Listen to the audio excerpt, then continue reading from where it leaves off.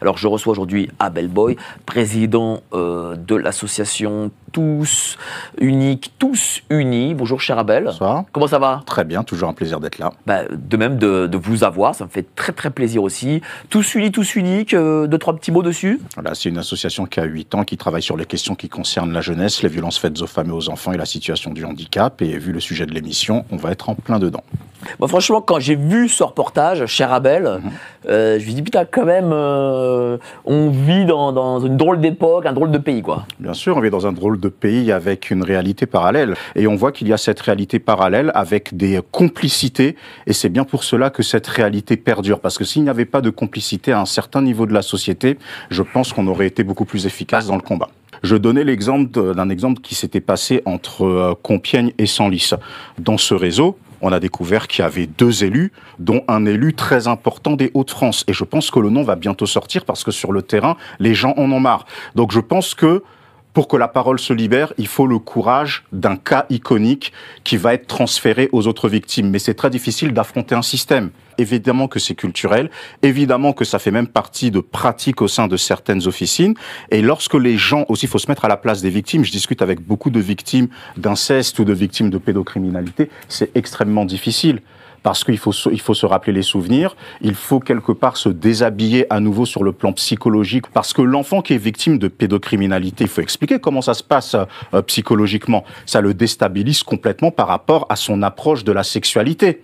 C'est-à-dire qu'il y a une sexualité qui est déréglée, vous avez des dépressions, pour se mettre en couple, c'est extrêmement compliqué par la suite, et les cauchemars, et on n'en parlera même pas. Il faut être précurseur. Et ça, c'est un chemin qui est extrêmement compliqué dans lequel on va avoir beaucoup d'opposition.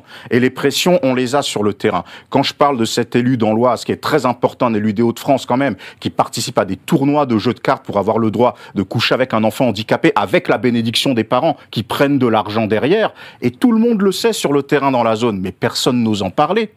Personne n'ose en parler parce qu'on est dans une dichotomie où l'enfant a un statut sacré encore, parce que l'enfant c'est la pureté, mais en même temps l'enfant est tellement abusé. Tu as interviewé Tony, ancien addict à la pédopornographie. On va mettre un petit extrait et on va commenter ces images. Sur un site russe, c'est là où en fait j'ai le plus navigué. J'ai vu qu'il y avait ce qu'on appelle du peer-to-peer, des échanges d'images, de vidéos, etc. Donc il fallait avoir des images pour pouvoir échanger, pour obtenir des images qu'on n'avait pas nous-mêmes, etc. Enfin, c'était un monde...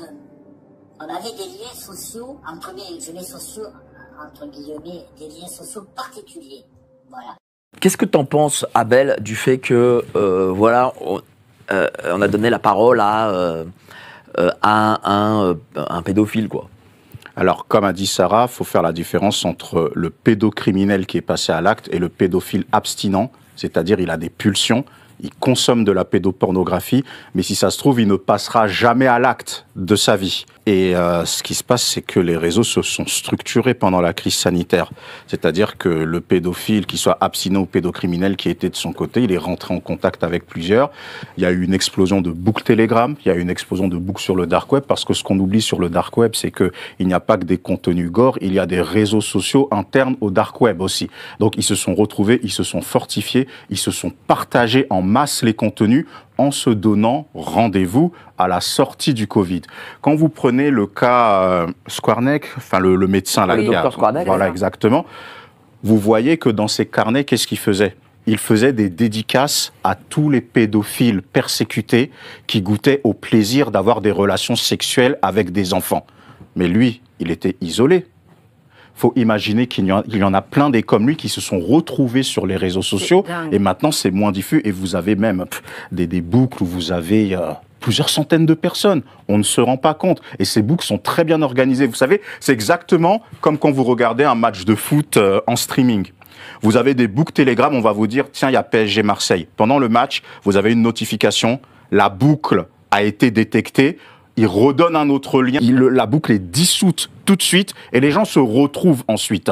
Donc c'est le jeu du chat et de la souris. Et c'est pour ça que la police numérique en fait est en train de galérer parce qu'il y a une mutation. Et en plus on est en train de basculer vers l'intelligence artificielle. C'est-à-dire que bientôt, qu'est-ce qui va se passer avec le développement des logiciels? Il n'y aura même plus besoin de vidéo.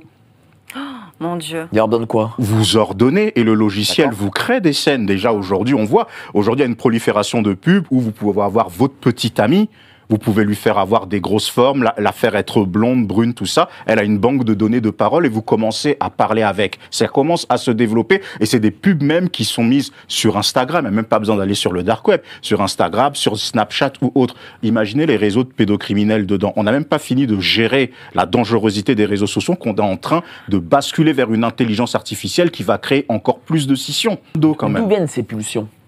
Moi, je vous dis, c'est l'éducation. En fait, il y a multiplicité de cas. Moi, je vais parler de cas que j'ai traités sans avoir la prétention de brosser tous les cas. Vous avez beaucoup de personnes qui ont été initiées à la pornographie au sein même de la famille. Le père, le cousin, la cousine, d'accord? Des vidéos, l'enfant à 7, 8, 9 ans. Et même aujourd'hui, je fais des interventions en collège, fin d'école primaire. Moi, j'ai des enfants qui me disent que avec papa, je regarde des films porno. Avec papa, je regarde des films porno? Ah oui, oui, mais on est là pour parler cash. Avec papa, je regarde des films porno où mon cousin ou ma cousine m'a montré mon premier porno. J'avais 7 ou 8. Il y a même des gamins qui vous disent que leur première relation sexuelle, ils l'ont eu à 8, 9 ans. Ils ont été mis dans des cas, des trucs dans des... À 8, 9 ans. On est là pour parler. Mais on est là pour parler. Dites. Et je peux vous dire qu'après cette émission, c'est comme la dernière fois, j'ai eu énormément de témoignages de gens qui m'ont contacté, qui m'ont raconté des histoires de dingue quand on a fait l'émission sur la prostitution des mineurs.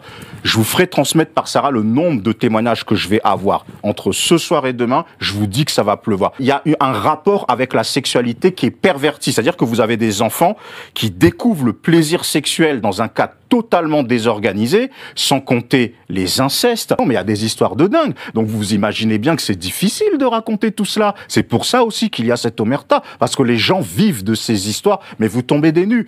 La réalité dépasse la fiction. Moi, je ne cesse de lire des bêta-rames, mais il y en a un paquet en France. Et c'est pas pour jeter l'opprobre sur l'Église catholique, hein, d'accord? Heureusement que la majorité des hommes de Dieu sont sérieux. Mais il y en a un paquet, je suis désolé. Mais au bout d'un moment, il faut que les gens aient le courage aussi d'aller voir. Parce que comme c'est très bien dit au début du documentaire, les images et les témoignages sont extrêmement choquants.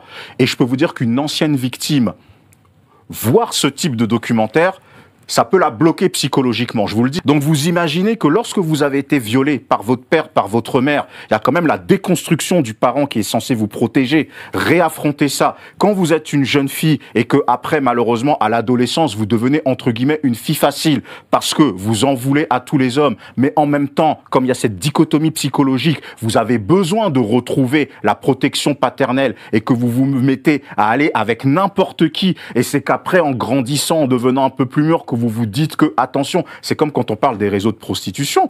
Moi, j'accompagne beaucoup d'enfants mineurs, mais je discute aussi avec des prostituées majeures, même qui ont commencé mineurs. Il y a toujours des parcours où, à l'enfance, il y a eu une agression sexuelle ou un viol, c'est-à-dire que la personne a été victime de pédocriminalité, et ça vous désorganise dans votre rapport à la sexualité. Ça vous désorganise dans votre rapport à votre santé mentale. La France, c'est un pays où 25% de la population est addict aux antidépresseurs. Il y a un suicide ou une tentative de suicide toutes les 30 minutes. Ça doit interpeller. Donc effectivement, moi je peux comprendre qu'une personne ne veuille pas forcément revivre les scènes de papa m'a fait ceci, maman m'a fait cela. Et souvent on voit que comme dans tout système, quand un système perdure, c'est qu'il y a des complicités. La complicité, elle peut être familiale et des fois non voulue. Hein. Ça peut être la maman qui ne voulait pas y croire parce que ça semblait trop gros. Et surtout que des fois, vous avez des pères, surtout les pères sont très forts pour ça. J'ai eu ça au moins une quinzaine de fois.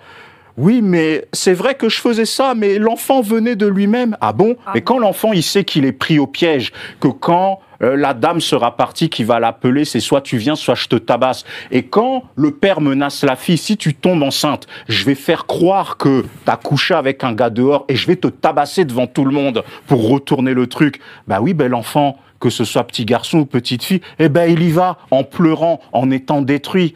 Et il faut voir qu'en plus, ces relations sexuelles se font dans un niveau de dégradation hygiénique qui est terrible. Donc c'est pas un petit sujet. Et quand vous voyez le zèle que l'on a, parce que quand on discute avec les gens, quand on voit le poignard qui est encore planté dans le cœur, quand on voit la destruction de l'image du père, de la mère et des fois des frères, des sœurs qui ont fermé les yeux, quand on voit le sentiment d'abandon, quand vous êtes violé par votre père et que vous en parlez à votre mère et que votre mère vous dit chut, faut pas en parler, tu comprends? On va pas jeter l'opprobre sur la famille, c'est quelque chose de destructeur. Donc vous voulez plus en parler après. C'est vrai.